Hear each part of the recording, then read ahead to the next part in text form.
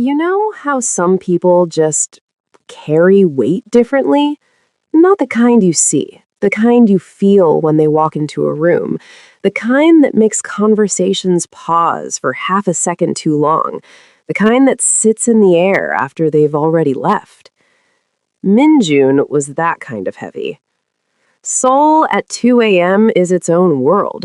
Neon signs reflecting off wet pavement, street vendors packing up tteokbokki carts, salarymen stumbling out of noraebang bars, ties loosened, voices hoarse.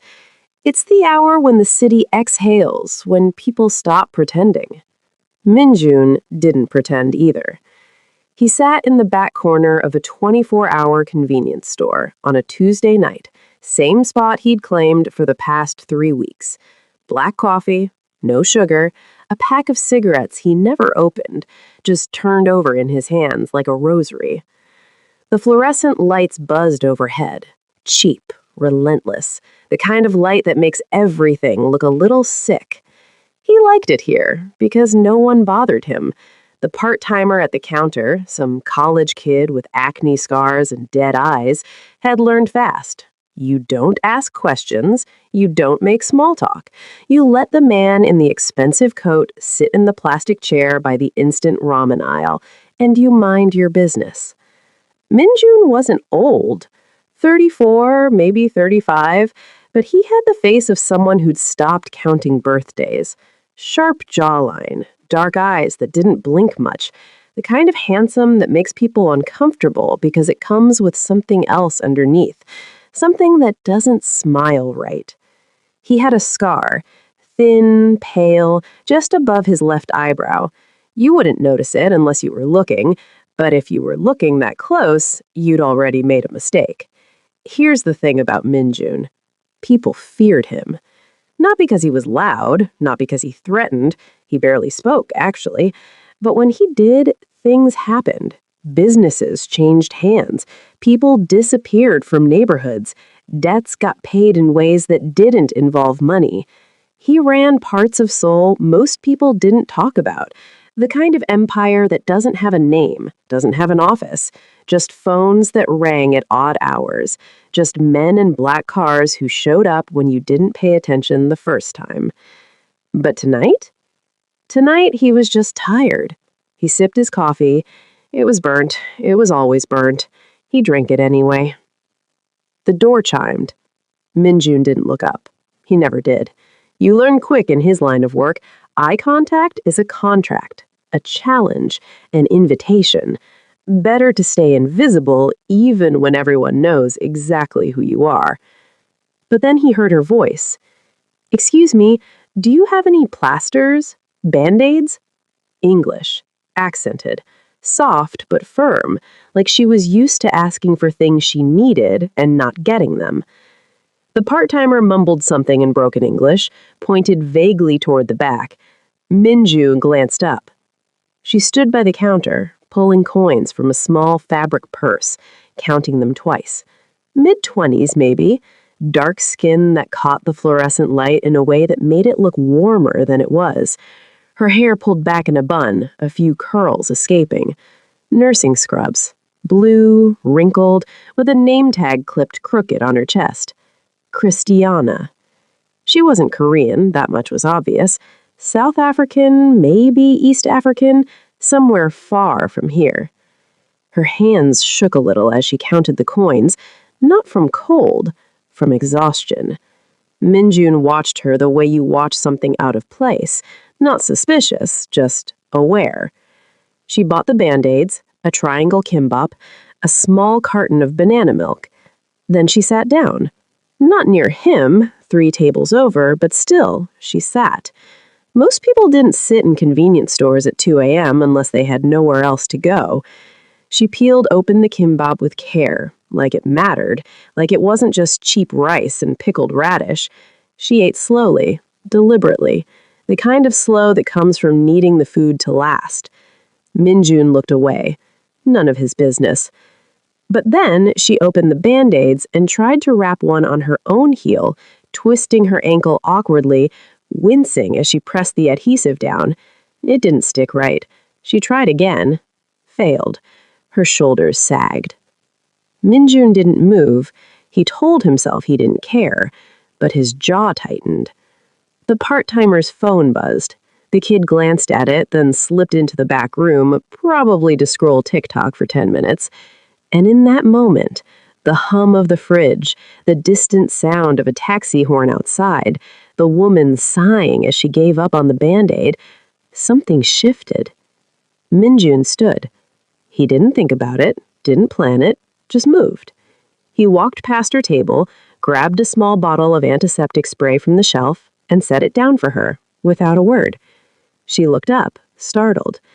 Their eyes met. If you're listening right now, here's to remind you that we care about you and your support is much appreciated. Remember how we agreed to help me prove my mother wrong? She said nobody cares about stories where love and survival thrives through difficult situations. If any part of this made you think about the times you had to love or pay sacrifices that cost you, then subscribe. We're building a community that cares about you. Comment where you're watching from. Share this with someone who needs to remember that broken doesn't mean destroyed. Back to our story. Hers were brown, deep, the kind of brown that held something. Grief, maybe, or hope that had been beaten down so many times it didn't know how to stand up anymore. She blinked. "Thank you," she said quietly. Her voice had an ache in it. Minjun nodded once, stepped back, returned to his seat. He didn't look at her again, but he felt her looking at him. And for the first time in years, Minjun felt something he didn't have a name for. Not attraction, not pity. Something worse. Curiosity. She came back the next night, same time, same scrubs, same quiet exhaustion. She didn't sit near him, didn't acknowledge him, just bought her kimbap, her banana milk, and sat by the window. But this time, she didn't struggle with the Band-Aid. She'd already put it on before she came in. Minjun noticed. He hated that he noticed. On the third night, she smiled at him. Just a flicker, a polite acknowledgement. He didn't smile back, but he didn't look away either. And that was the first crack. Because men like Minjun don't look. They don't notice tired nurses counting coins. They don't care about women who eat alone at 2 a.m. But he did. And somewhere, in a part of his chest he thought he'd buried years ago, something very small and very dangerous began to wake up. By the second week, Minjun knew her schedule better than he knew his own, and that should have been the warning sign, but he ignored it, the way you ignore a check engine light when the car still runs. She worked nights at Asan Medical Center. He'd seen the hospital logo on her badge one evening when she'd leaned over to pick up dropped coins, and the laminated card had swung forward, catching the light. She finished her shift at midnight, took the subway to Gangnam Station, walked 14 minutes to this specific convenience store, and stayed for exactly 30 minutes before disappearing into the maze of side streets that led to the older apartment complexes, where rent was cheap and landlords didn't ask questions. He didn't follow her. He didn't need to. He just noticed things, and noticing was something Minjun had spent 20 decades perfecting, because in his world, noticing meant surviving, and not noticing meant a shallow grave in Namyangju where the soil was soft and the questions were few. What he noticed about Christiana was this. She was running from something, but she was also running toward something, and those two opposing forces created a tension in her that reminded him of a wire pulled so tight it hummed. On Tuesday, she came in with a bruise on her forearm, pale purple the size of a thumbprint, and when the part-timer asked if she was okay, she said she'd bumped into a gurney at work, but her eyes went somewhere else when she said it, somewhere dark and far away. Minjun's hands had tightened around his coffee cup, and he'd had to remind himself that other people's problems were not his business, and getting involved in things that didn't concern him was how men in his position ended up dead, or worse, emotional. On Wednesday, she received a phone call that made her whole body go rigid, and she stepped outside to take it. But he could see her through the window, pacing, one hand pressed against her forehead like she was physically holding herself together. And when she came back inside, her eyes were red but dry, like she'd cried all the tears she had years ago and now just went through the motions of grief without the release. On Thursday, she didn't come at all, and Minjin had stayed until 3 a.m., drinking burnt coffee and pretending he wasn't waiting, and the part-timer had given him a look. Not judgmental, just knowing. And Minjin had left feeling something he hadn't felt since he was 17 and stupid. Disappointment. Friday, she returned, and she looked worse, exhausted in a way that goes beyond missed sleep. The kind of exhaustion that comes from carrying weight that isn't yours, but you can't put down because if you do, someone else suffers. She bought her usual kimbap and banana milk, but this time she also bought a phone card, the international kind, and she stared at it for a long moment before tucking it into her purse like it was something shameful. Minjin had made a decision then, and it was a stupid decision, the kind of men like Minjin didn't survive by making, but he made it anyway. He spoke. Long shift? His voice came out rougher than he'd intended, rusty from disuse, because Minjin didn't do small talk, didn't do casual conversation, and the words felt foreign in his mouth, like a language he'd once known but forgotten how to pronounce. Christiana looked up, surprised, and for a moment he thought she might ignore him, might gather her things and leave, might recognize him for what he was, dangerous. But instead, she did something unexpected. She laughed. Not a full laugh, just a breath of one, tired and real. "You could say that," she replied, and her English was smooth, each word carefully shaped, and he realized she probably spoke several languages, but chose English because it was the only one they might share. Minjin nodded, and the silence that followed should have been awkward, but somehow wasn't. And she sat down at her usual table, and he stayed at his, and for 10 minutes they existed in the same space without speaking, and it felt like something. He didn't know what, but something.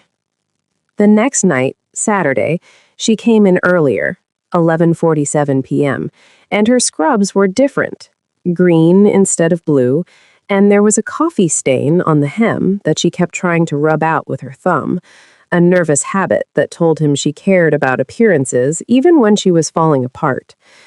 This time, when she sat down, she was closer, 2 tables away instead of 3, and Minjun wondered if it was intentional or if he was reading patterns into randomness the way paranoid men do when they've spent too long looking over their shoulders.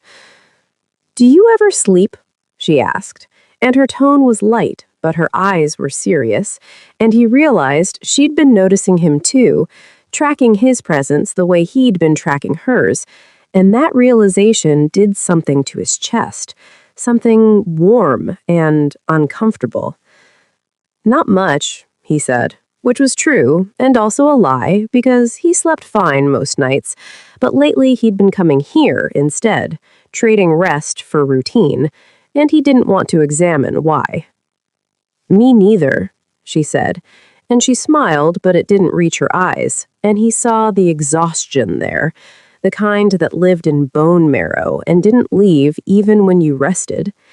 She opened her kimbap, and he watched her eat. Small bites, slow chewing, making it last. And he thought about the phone card, the international calls, the bruise, the tears she didn't cry, and a picture began forming in his mind, incomplete, but troubling. "You send money home?" he asked, and it was too personal. Too direct, but he'd never learned how to dance around questions, had only learned how to ask them and deal with the consequences. She paused mid-bite, and something flickered across her face. Fear, maybe, or caution, but then it passed, and she nodded. "My daughter," she said quietly. "She's with my mother in Cape Town." And there it was, the weight she carried, the reason for the exhaustion, The cheap meals, the international phone cards, the way she counted coins twice. She had a child on another continent, and she was here, alone, working herself to dust to send money back. And Min Jun understood sacrifice in theory, but had never understood it in practice because he'd never had anything worth sacrificing for. "How old?" he asked. "5," Christiana said, and her voice cracked just slightly on the word, and she cleared her throat. "Her name is Tandi. It means beloved." Min Jun didn't respond because he didn't trust his voice, didn't trust the strange ache that had opened up behind his ribs, and he looked down at his coffee instead, at the dark surface reflecting the fluorescent lights, and thought about how quickly things could change, how one conversation could crack open a door you didn't know was closed. "I haven't seen her in 8 months," Christiana continued, and she wasn't looking at him anymore, but at the window, at her own reflection in the glass, and her eyes were wet, but still tearless. "I send everything I can. It's never enough. My mother is sick, diabetes, and the medication is expensive, and Tandi needs school fees. And I thought if I came here, worked for a year, maybe 2, I could save enough to go back and actually stay." She laughed again, that same tired breath. "But everything costs more than I expected, and the agency that brought me here took most of my first 3 months' salary for fees, and now I'm just stuck." Min Jun's jaw tightened, and he felt something old and familiar rising in his chest. Anger. But it was different this time. Not the cold, calculated anger he used like a tool, but something hotter, more personal, and he realized with uncomfortable clarity that he wanted to hurt whoever had taken advantage of her, wanted to find the agency and make them understand what happened to people who exploited the desperate. But he said none of that. Instead, he said, "That's a long time to be away from home." "Yes," she whispered. "It is." And the silence that followed was heavy with things unsaid, with the weight of oceans between mothers and daughters, with the cruel math of survival that forced people to choose between being present and being providers. And Min Jun felt something shift in him, some internal geography rearranging itself. This woman, this stranger, was carving space inside him without permission, and he should have been afraid of that, should have recognized the danger, but all he felt was a pull, gravity, the sense that he was standing at the edge of something, and the ground beneath him was already giving way. "You come here every night," Christiana said, and it wasn't a question, but an observation, and her eyes were on him now, direct and searching. "Are you running from something too?" And Min Jun, who hadn't answered a personal question honestly in 15 years, who had built his entire existence on silence and strategic deception, found himself saying, "Maybe." Just that, one word. But it was the truth, and she heard it, and something passed between them. Recognition, maybe, the way ghosts recognize each other in the dark. And Min Jun knew, sitting in that fluorescent-lit convenience store at midnight, that he'd just made a mistake. Not because she was dangerous, but because she wasn't. And that was so much worse. The first time Min Jun gave her money, he told himself it was practical, not personal. Just a transaction between 2 people who happened to occupy the same corner of Seoul at ungodly hours, and if he happened to slip an envelope with 2 million won into her bag when she went to the bathroom, that was just him being efficient because watching her count coins was starting to irritate him in a way he couldn't articulate. She'd found it later, he knew, because she'd come back the next night and stood in front of his table with the envelope in her trembling hands and her eyes blazing with something between gratitude and fury. And she'd said, "I can't accept this." But her voice had broken on the word can't, and he'd known she would. She had to, because pride doesn't pay for insulin or school fees or plane tickets home. Then consider it a loan, he'd said, not looking at her because looking made it real, made it mean something, and he'd learned long ago that meaning was dangerous in his line of work. "I'll never be able to pay you back," she'd whispered, and the shame in her voice had cut him somewhere he didn't know he could still bleed. "I didn't ask you to," he'd replied, and that had been the end of the conversation. Except it wasn't the end of anything. It was the beginning of something neither of them knew how to name. After that, the nights at the convenience store became something else. Not friendship exactly, but not strangers either. Something in between that felt like standing in a doorway, one foot in safety and one foot in free fall. And Minjun had spent his whole life calculating risk, but this was a risk his spreadsheets couldn't account for. She started staying longer, 40 minutes instead of 30, then an hour. And they talked about small things. Her daughter's favorite color, yellow. His mother's cooking, terrible, but he'd never told her. The way Seoul felt foreign to both of them, even though he'd lived here his whole life and she'd been here less than a year. And somewhere in those conversations, Minjun began to feel like a person instead of a position, like someone with a name instead of just a reputation. But the world he'd built didn't stop turning just because he wanted it to, and on a Wednesday in late October, his phone rang at 1:43 a.m., right in the middle of Christiana telling him about the patient who'd grabbed her wrist and called her a slur she wouldn't repeat. And he'd seen the name on the screen, Daijung, his second in command, and known immediately that something had shifted, something had broken, because Daijung never called unless blood had been spilled or was about to be. He'd stepped outside to take it, and Christiana had watched him go with those two knowing eyes, and when he'd returned 15 minutes later, his hands had been shaking, and she'd noticed, had reached across the table and touched his wrist and said, "Are you okay?" And he'd wanted to laugh because, no, he wasn't okay. He'd just learned that Park Jin-woo from the Incheon crew had made a move on Minjun's territory in Itaewon, and 3 of his men were in the hospital and 1 was in the morgue. And now Minjun had to decide whether to escalate or show weakness, and both options led to violence. And he was so tired of violence, so tired of being the man who made those decisions. But he couldn't tell her that, couldn't explain that the reason he sat in convenience stores at 2 a.m. was because it was the only place he felt human, the only place where people didn't flinch when he entered a room, and she was the only person in years who'd looked at him without fear or calculation, just curiosity and something that might have been kindness. So instead, he'd said, "I'm fine," and pulled his wrist away from her touch because her skin on his felt like evidence, like something that could be used against him.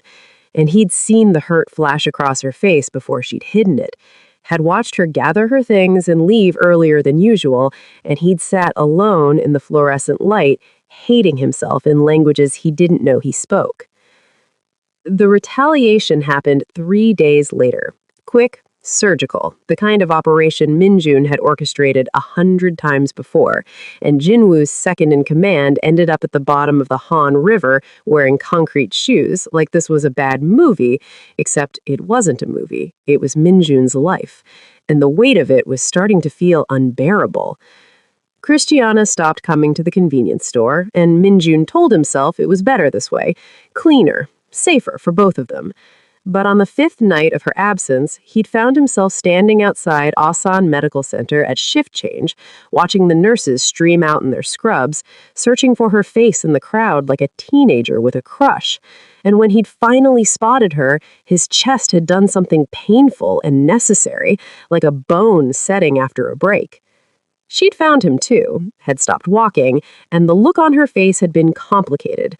Surprise, wariness, something else he couldn't read, and he'd crossed the street without thinking about the traffic or the consequences, just moving towards her, like gravity, like inevitability.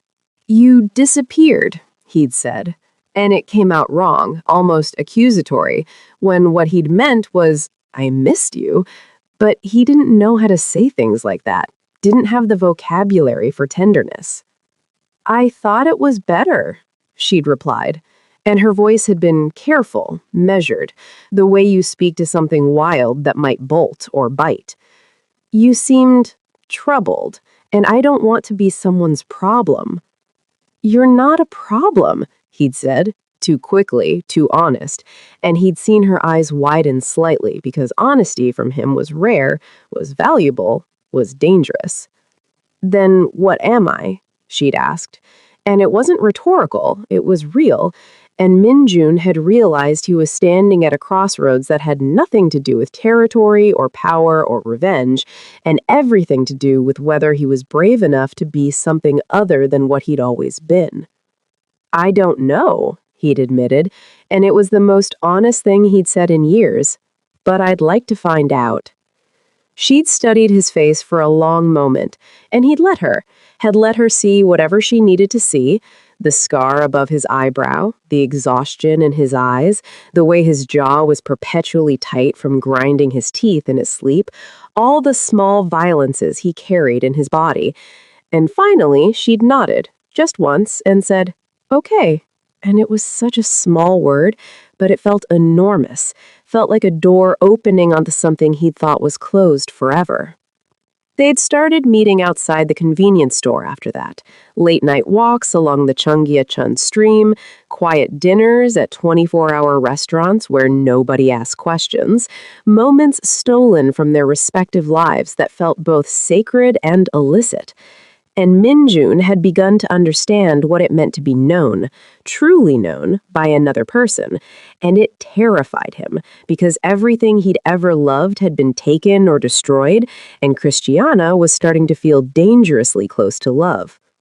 But love in Minjun's world was a weapon, and on a cold November evening when he'd walked her back to her apartment building and kissed her for the first time, soft, tentative, like he was afraid she might break, or he might, he'd seen the black sedan parked across the street, had recognized the license plate, had known with sinking certainty that someone was watching, someone was keeping track, and the thing he'd been most afraid of was already happening. He was being seen caring about something, and in his world, caring was the same as bleeding, and bleeding drew sharks. That night, he'd called Daejung and said, "We have a problem." And Daejung had said, "I know, I've been trying to tell you. People are talking. They're saying you're distracted, soft, and Jinwoo's crew is regrouping, and the Russians are making noise about the shipment last month, and boss, I'm telling you this as someone who's been with you since the beginning. Whatever this is with the nurse, it needs to stop before it gets her killed, before it gets you killed." And Minjun had hung up without responding because he didn't have a response, didn't have a plan, didn't have anything except the memory of Christiana's lips against his and the knowledge that he was about to lose something he'd just found. And the cruelty of that timing felt personal, felt like the universe was punishing him for daring to want something gentle and a life built on sharpness. He didn't go to the convenience store that night, or the next, tried to create distance, tried to protect her the only way he knew how, through absence. But on the third night, his phone buzzed with a text from an unknown number, and when he'd opened it, his blood had gone cold, because it was a photo of Christiana leaving the hospital, and the message below it read, "She's pretty, be a shame if something happened to her." And Minjun had known, sitting in his empty apartment with his hands shaking and his chest tight, that running from this wouldn't work, that the only way to protect her was to end it completely or claim it fully, and both options felt like losing, and he'd spent his whole life winning, but this wasn't a game he knew how to play. So he made a choice, the kind of choice that changes everything, and he texted Christiana, "We need to talk. Tomorrow. It's important." And she replied, "Okay, I'll be at the store at midnight." And Minjun had stared at that message for an hour, knowing that what he was about to do would either save her or destroy them both, and there was no way to know which until it was too late. Minjun arrived at the convenience store at 11:47 p.m., earlier than necessary, and he'd spent those 13 minutes watching the door and rehearsing conversations in his head that all ended badly. And when Christiana finally walked in at exactly midnight, her face was different, guarded, prepared for pain, and he realized she'd been rehearsing too, had been bracing herself for rejection, and the fact that she'd come anyway, knowing it might hurt, told him something about her courage that made this harder. She sat down across from him without buying anything first, breaking her ritual, and that small deviation felt ominous, felt like the world tilting slightly off its axis. And Minjun had his hands wrapped around a coffee cup that had gone cold an hour ago, and he couldn't quite make himself meet her eyes. "I need to tell you something," he said, and his voice was steadier than he felt. Years of practice of projecting control even when everything inside was chaos. "And after I tell you, you're going to want to leave, and I won't stop you, but I need you to understand why we can't." He stopped, tangled in syntax and fear, and Christiana reached across the table and took his hand, actually took it, wrapped her warm fingers around his cold ones, and said, "Just tell me the truth. Whatever it is, I can handle the truth." And Minyoon almost laughed because, no, she couldn't. Nobody could handle his truth. But she was looking at him with such steady certainty that he found himself believing she might be the exception. "I'm not a good man," he began, and she started to interrupt, but he raised his free hand, kept going.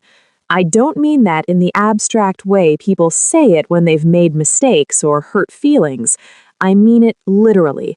I run criminal operations in Seoul, gambling, protection, imports that don't go through customs, and I've hurt people, Christiana. I've done things that would make you sick if you knew the details. And the only reason I'm telling you this is because someone knows about you now. Someone took your picture, and being near me has made you a target." The words came out flat, clinical, like he was delivering a medical diagnosis. And he watched her face carefully, cataloging each micro-expression: surprise, confusion, fear, and then something unexpected. She didn't pull her hand away. "I know," she said quietly, and it was Minyoon's turn to be surprised, and she must have seen it on his face because she continued, "I mean, I didn't know specifics, but I'm not stupid, Minyoon. I've seen the way people look at you, the way the convenience store clerk practically holds his breath when you're here, the expensive watch you wear with the cheap coffee, the scars, the phone calls you take outside that make you come back looking like you've seen ghosts. I knew you were something, someone, I just didn't know what." "And you stayed anyway?" he asked, and he genuinely didn't understand, couldn't compute why anyone would knowingly walk toward danger. And she smiled, but it was sad, weighted with knowledge he didn't have yet.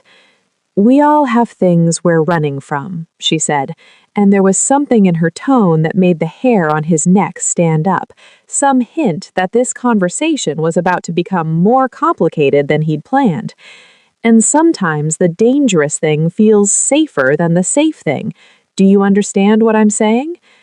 "No," Minyoon admitted, and Christiana took a breath like she was about to jump off something high, and when she spoke, her voice was smaller, younger, scraped raw. "The bruise you saw on my arm 3 weeks ago, that wasn't from a gurney at work, that was from my ex, Fondy's father. His name is Sizwe, and he's found out I was in Seoul, and he's been calling, demanding I send money, threatening to take Thondi away from my mother if I don't pay him what he says I owe. And the debt keeps growing, keeps changing, and I don't know how to make it stop except to disappear completely.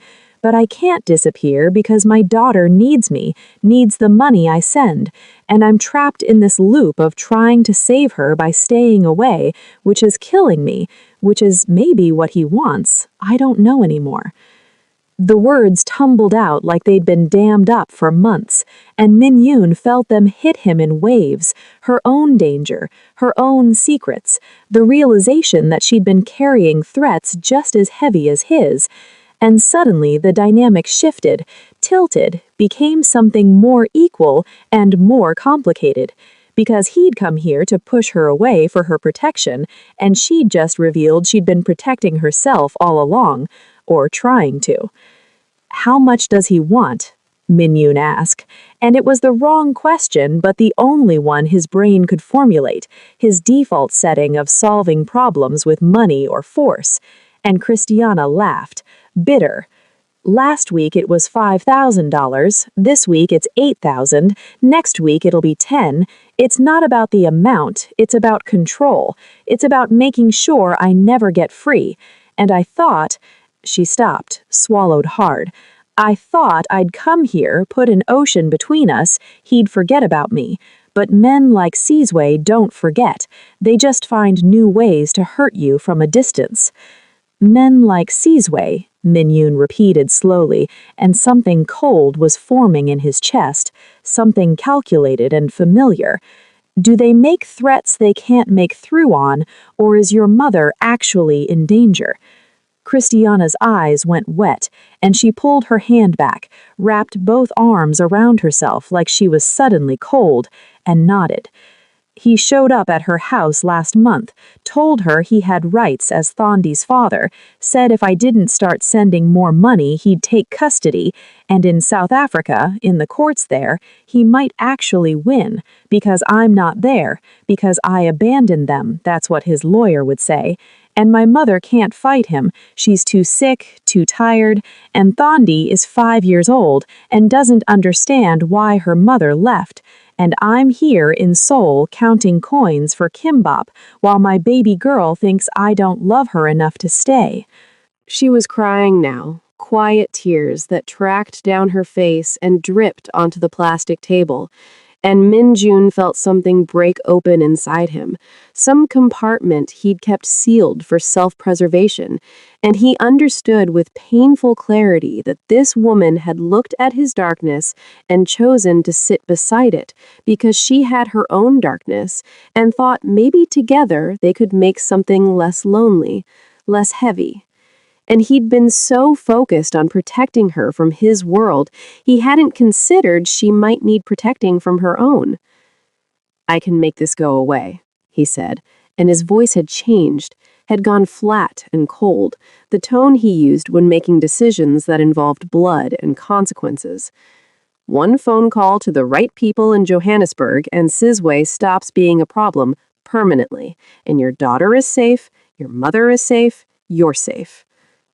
Christiana looked up sharply and her face was horrified, and she said, "No, absolutely not. I'm not asking you to, Min-jun, I'm not asking you to kill someone for me.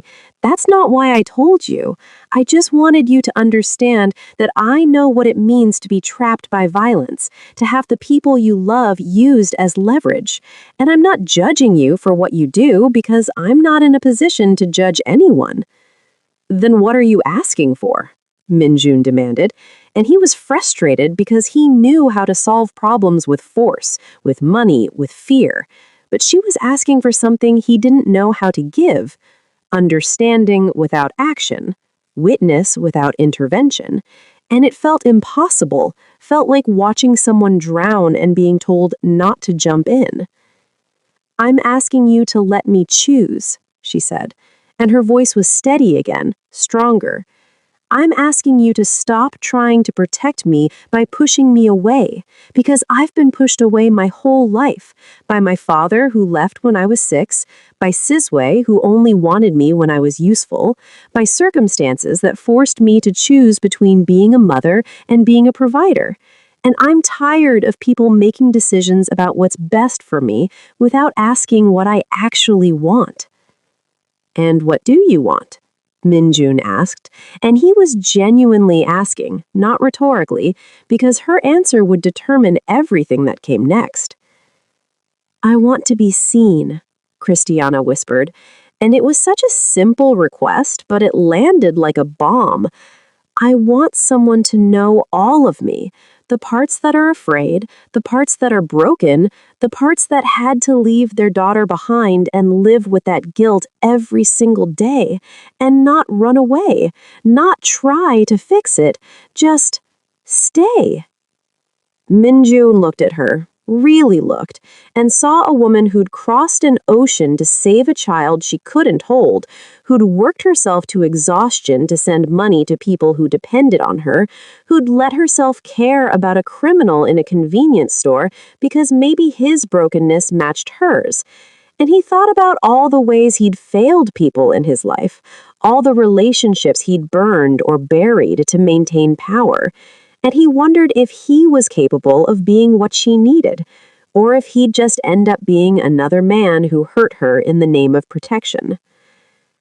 I need to think, he said finally. And it wasn't rejection, but it wasn't acceptance either, just honesty. Because if we do this, if we really do this, it changes everything for both of us. And there are people in my world who will see you as weakness, who will use you to get to me. And I need to figure out how to keep you safe without losing you, if that's even possible. Christiana nodded, and she stood up, gathered her things, but before she left, she leaned down and kissed him on the forehead, gentle, deliberate, and said, "Take your time, but know that I've already decided. I've been deciding for weeks, and waiting for you to catch up is okay. But don't wait too long, because men like Sizwe and men like whoever took that photo of me, they don't wait. They just take what they want." And then she was gone, and Minjun sat alone in the fluorescent light with the ghost of her lips on his skin and the weight of impossible choices pressing down on his chest. And he pulled out his phone and stared at Daizheng's number for a long time before finally typing, "I need options. Protection detail, surveillance on a South African national named Sizwe, surname unknown, and background checks on the Golden Lion Employment Agency, and I need it quiet." The response came 30 seconds later. "Boss, this is a mistake." Minjun typed back, "I know. Do it anyway." Because here's what he'd realized sitting in that convenience store at 1 a.m. with his coffee long cold and his heart doing uncomfortable things in his chest. He'd spent his entire adult life avoiding exactly this kind of complication, this kind of vulnerability, and it made him powerful and lonely and hollow. And maybe being seen by someone who understood darkness was worth the risk of being destroyed by it. Or maybe he was just tired of being alone. Either way, he'd already made his choice the moment he'd put that money in her bag, the moment he'd asked about her daughter, the moment he'd let him touch his wrist and hadn't pulled away. He just hadn't admitted it until now. His phone buzzed again, but it wasn't Dae-jung this time. It was the unknown number from before, and the message made his blood go cold. "She told you about Sizwe, didn't she? Interesting. Makes this more complicated, or maybe easier. We'll be in touch." And Minjun understood then that he wasn't the only one watching, wasn't the only one with leverage, and whatever was coming next was bigger than a territorial dispute with Jin Woo's crew, bigger than protection money and shipping routes. This was personal, targeted, and someone had done their homework, had known exactly which thread to pull to make his whole world unravel. He stood up, threw money on the table, and walked out into the Seoul night with his jaw tight and his mind racing, and somewhere in the dark a storm was gathering, and he was standing right in its path. And for the first time in his life, Minjun wasn't sure if he'd survive it. But he knew one thing with absolute certainty: he wouldn't survive it alone. The call came at 4:17 a.m. on a Thursday, and Minjun knew before he answered that everything had already changed. And when he heard Christiana's voice on the other end, small, shaking, wrong, his entire body went cold. "Minjun," she whispered, and there was traffic noise in the background, wind, the sound of her breathing too fast. "I'm sorry, I didn't know who else to call. They took my phone. I can't go to the police. I can't." Her voice broke, reformed. "Thondi is gone." The world tilted, and Minjun was already moving, pulling on clothes, grabbing his keys, his phone pressed to his ear so hard it hurt, and he was saying, "Where are you? Tell me exactly where you are." And she was trying to answer, but the words came out fractured. And finally he heard Hongdae, the park near the Children's Museum. "Stay there," he commanded, and his voice was flat and certain, even though nothing inside him felt certain. "Don't move, don't talk to anyone, I'm coming now."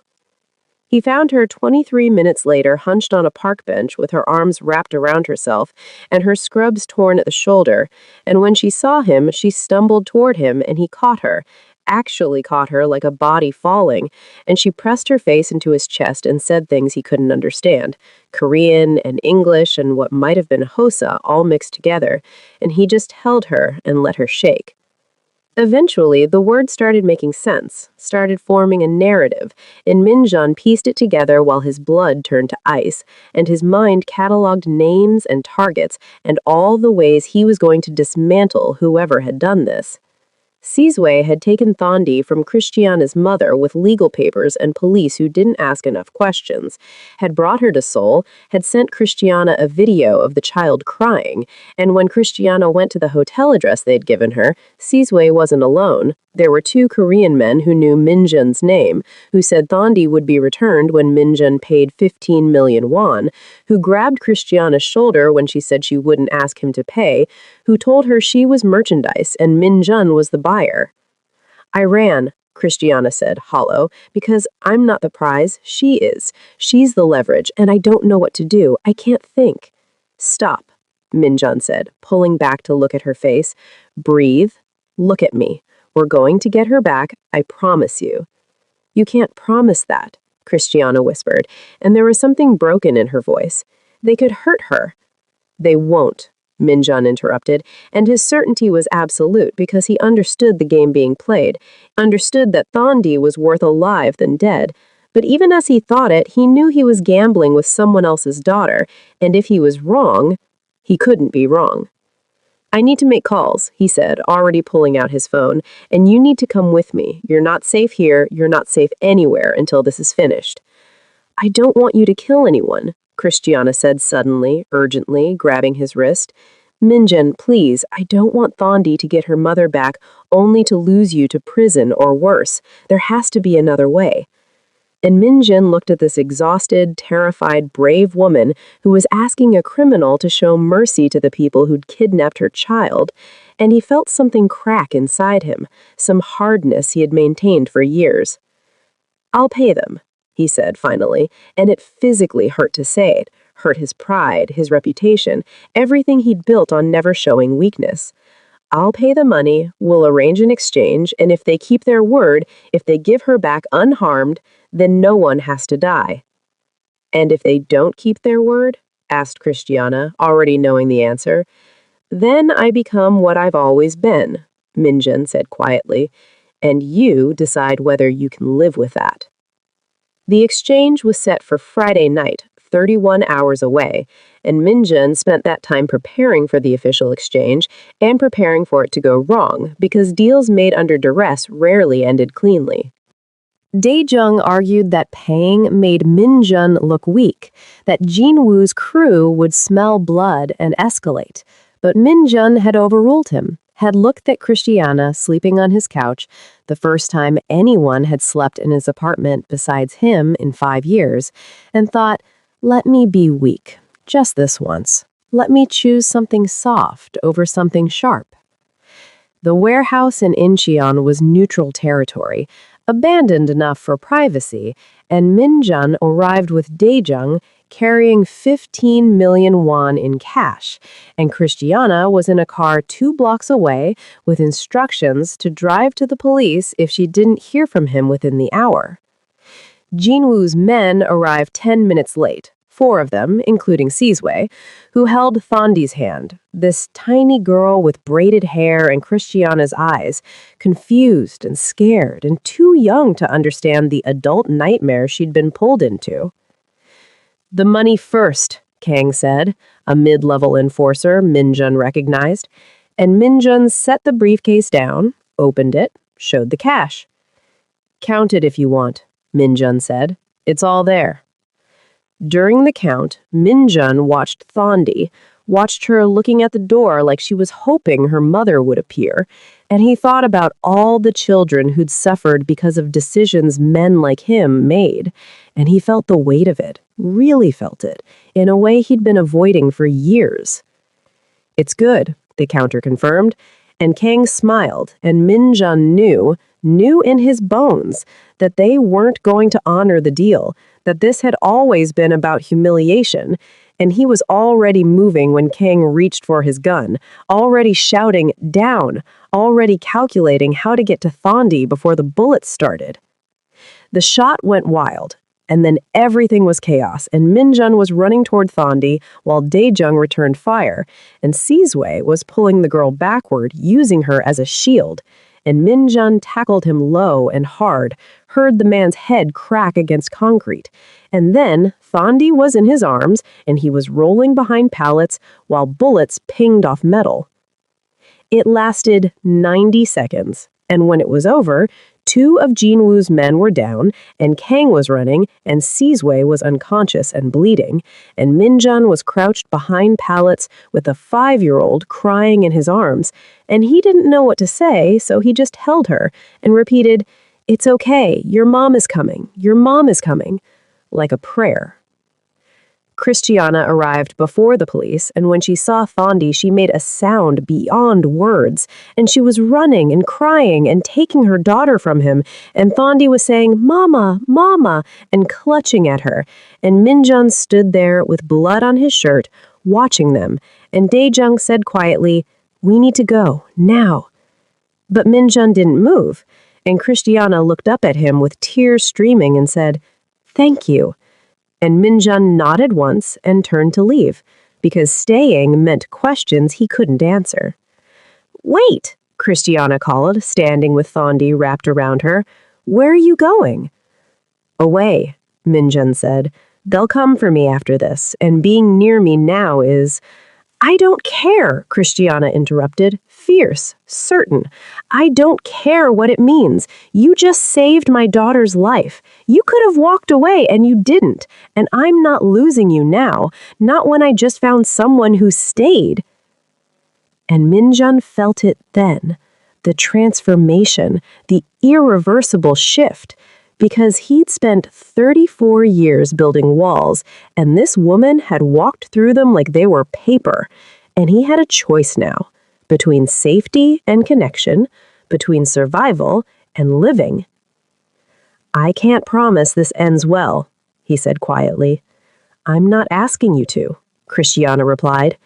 And somewhere in the distance, sirens were starting, and Daejung was pulling at his arm, and Minjun had 90 seconds to decide what kind of man he wanted to be, the kind who disappeared and survived alone, or the kind who stayed and chose love, even when love was the most dangerous choice of all. He stayed.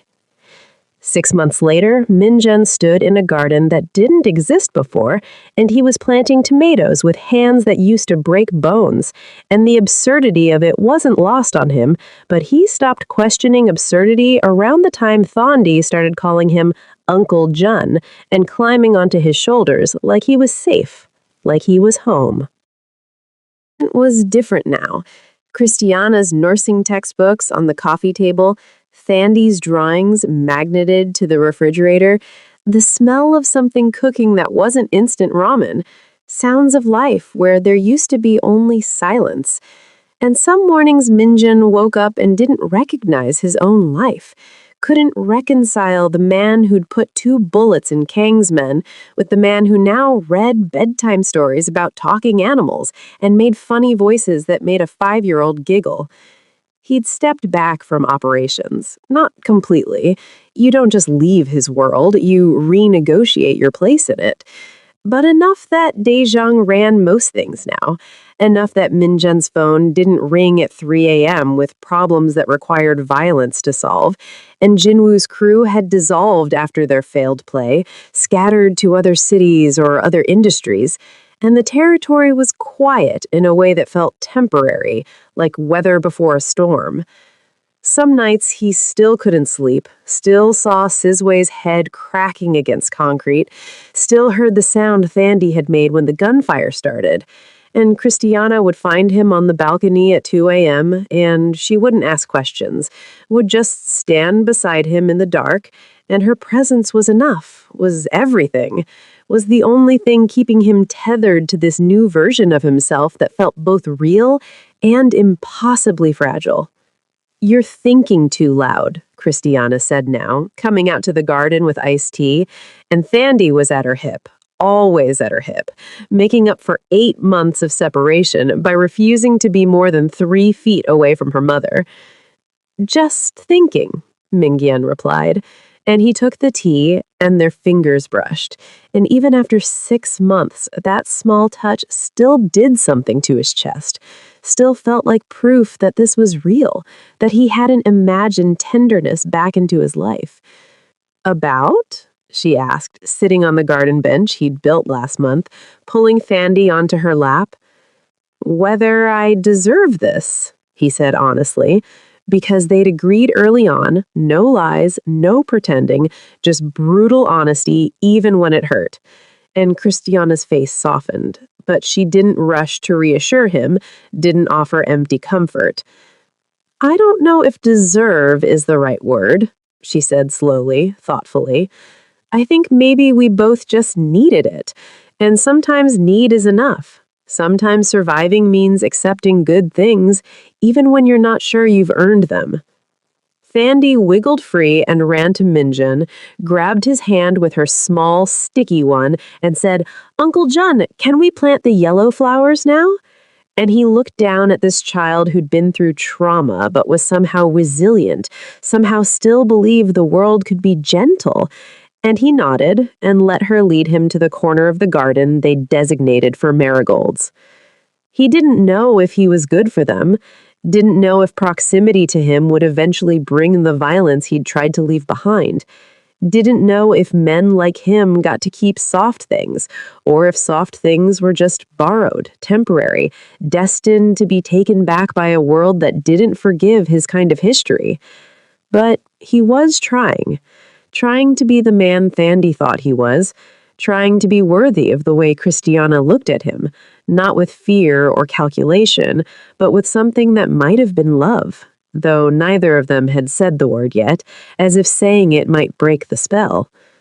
Daejung had called last week, voice tight, said there were rumors that Park Jin-woo was back in Seoul, that he was asking questions, making alliances, and Minjun had felt the old instincts kick in, the need to strike first, to eliminate threats, to protect what was his through force.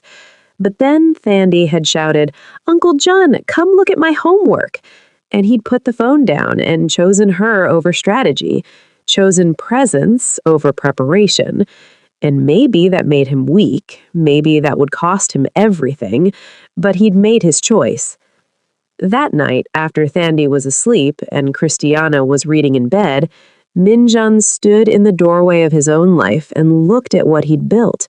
This woman, this child, this quiet apartment with its tomato plants and refrigerator art, and he thought about all the ways it could shatter, all the threats still circling in the dark, all the debts unpaid and enemies unmade, and he felt the weight of it, the precariousness, the knowledge that peace in his world was always conditional, always temporary. But he also felt something else. Hope. Fragile and dangerous and probably foolish, but hope nonetheless. Christiana looked up from her book, caught him watching, and smiled.